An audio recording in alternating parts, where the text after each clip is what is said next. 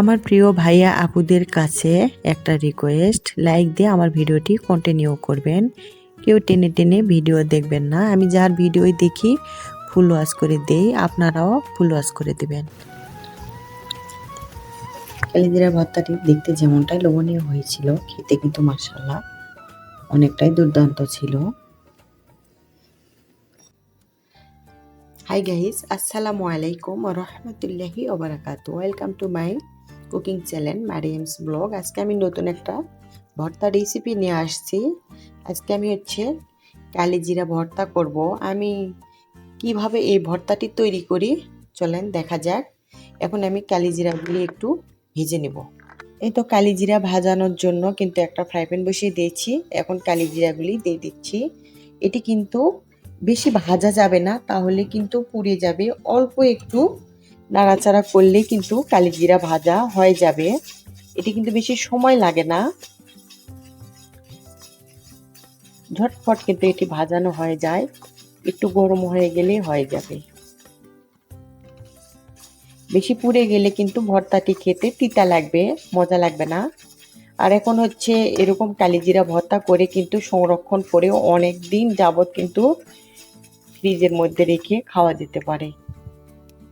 দেখেন অনেক ধোয়া উঠছে, তার মানে আমার এটি হয়ে গেছে। মিনিটের মধ্যেই কিন্তু ভাজা হয়ে যাবে। এখন আমি নামিয়ে নিব। এই ফ্রাই প্যানের মধ্যে আমি কয়েকটা শুকনা মরিচ দিলাম। মরিচগুলি আমি ভালো করে ভেজে নিব। মরিচগুলো কিন্তু আমার ভাজানো হয়ে গেছে। এখন আমি এটি উঠিয়ে নিব। তেলের মধ্যে আমি রসুন পেঁয়াজগুলি ভালো করে ভেজে নিব।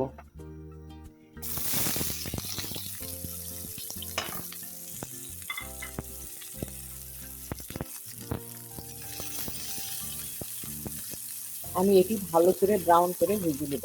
আমার আপুরা কিন্তু অনেক সুন্দর সুন্দর ভর্তার আইটেম তৈরি করে, আমি দেখি।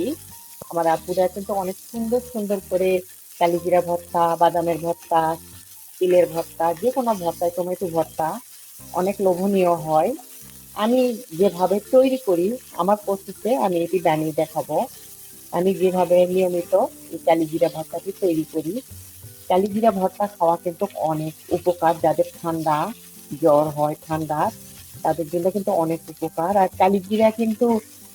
কালিজিরা এমন একটা মানে এমন একটা ঔষধি, যেটি মৃত্যু ছাড়া সব কিছুরই কিন্তু এইটি ঔষধ, অনেক উপকার। কিন্তু বেশি খাওয়া যাবে না, একটু অল্প খেতে হয়।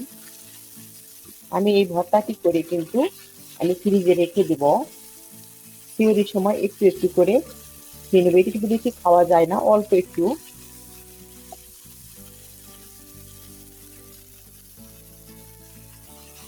আমি কিন্তু কালিজিরাগুলি ব্লেন্ডার করে নিব, যেহেতু আমার কাছে পাটা নেই, শিলপাটা নেই।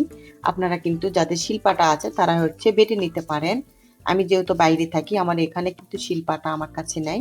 এই জন্য এই ধরনের ভর্তা খেতে ইচ্ছা করলে আমি ব্লেন্ডার করে বানিয়ে নিই। এটিও কিন্তু খেতে মাশাআল্লাহ অনেকটাই মজা লাগে। সফট করে ভালো করে কিন্তু ব্লেন্ড করে নিয়েছি, কোনো প্রকার দানা দানা রাখি নাই। এর ভর্তার মধ্যে কিন্তু একটু পেঁয়াজ রসুন বেশি দিলে আমার কাছে অনেকটাই ভালো লাগে। আর যদি কালিজিরার পরিমাণটা বেশি হয়ে যায়, পেঁয়াজ রসুন কম হলে কিন্তু অনেকটাই তিতা লাগে।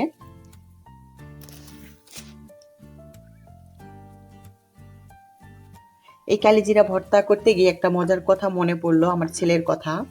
আমি আমার ছেলেকে একবার কালিজিরা ভর্তা বানিয়ে দিয়েছিলাম ভাত মেখে। আমার ছেলে কান্না করছিল আর বলছিল যে আম্মু তুমি আমাকে ছাই দিয়ে ভাত মেখে দিয়েছো, আমি খাবো না। সেই ভাতটি কিন্তু আমার ছেলে খেয়েছিল না।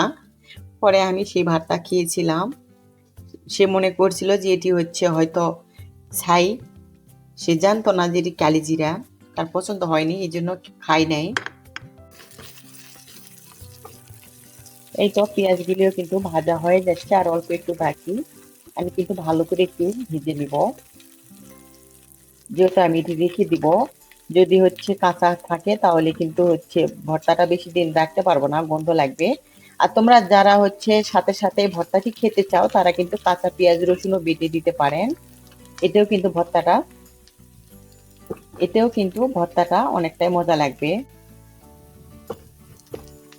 এই তো প্রায় ভাজা হয়ে গেছে, আর একটু পরে আমি এটি উঠিয়ে নিব।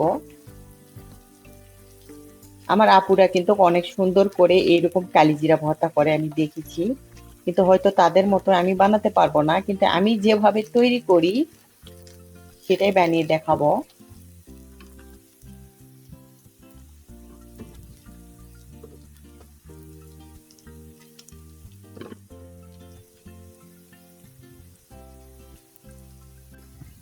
আমার প্রিয় ভাইয়া আপুদের কাছে একটা রিকোয়েস্ট, লাইক দিয়ে আমার ভিডিওটি কন্টিনিউ করবেন, কেউ স্কিপ করবেন না, সবাই ফুল ওয়াচ করে দিবেন। একটা কমেন্টস করে যাবেন, আমিও ইনশাল্লাহ ফুল ওয়াচ করে দিয়ে আসবো সবার ভিডিও।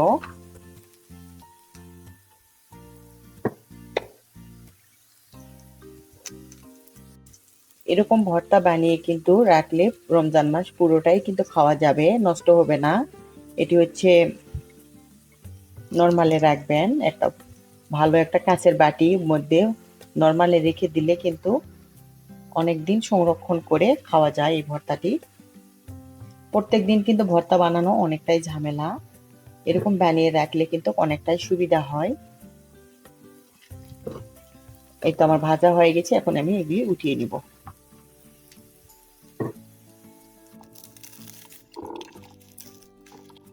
এই তো মরিচগুলি আমি এখন ভালো করে টেলে নিচ্ছি।